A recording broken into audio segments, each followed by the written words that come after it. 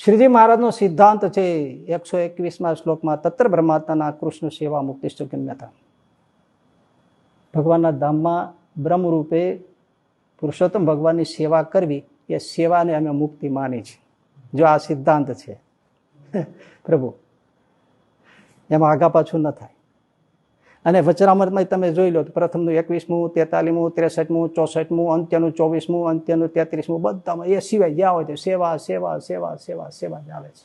ભગવાનની સેવામાં રહેવું, ભગવાનની સેવામાં રહેવું, એ જ મુક્તિ છે. મર્યા પછી એ જ કરવાનું છે. જીવતા એ જ કરવાનું છે, મર્યા પછી એ જ કરવાનું છે.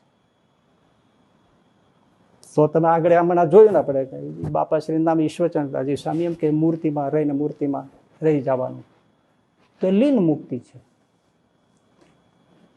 અને મહારાજ એમ સમજાવે સેવા તો ઈશ્વરચંદ્રજી સ્વામી બાપાશ્રીને નામે બનાવેલી પરતની ટિપ્પણીમાં જે શીખવાડે છે એ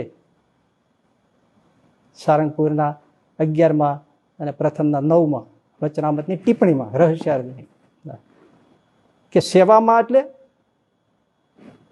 અનંત કોટી બ્રહ્માંડમાં પ્રગટ થઈને જીવોને ભગવાનના માર્ગે લઈ જવા, ભગવાન શ્રીજી મહારાજમાં જોડવા, એ રૂપી સેવા છે.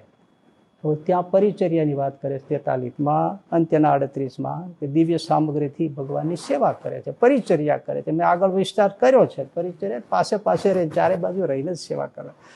અંત્યના 38માં એમ કહ્યું દિવ્ય ઉપચારોથી ભગવાન પુરુષોત્તમની સેવા કરે છે. આ અર્થ જુદો કરી નાખે છે. અનંત કોટી બ્રહ્માંડમાં જઈને જીવોને ભગવાનને માર્ગે ચડાવાય અને ભગવાનને શ્રીજી મહારાજમાં જોડવા, પમાડવા, એ રૂપ સેવા ગણવાની. એ તમે કહો એમ કેમ ચાલે? શ્રીજી મહારાજ કે જુદું પડે છે પ્રભુ. એટલે એ પણ એમનું ખોટું છે.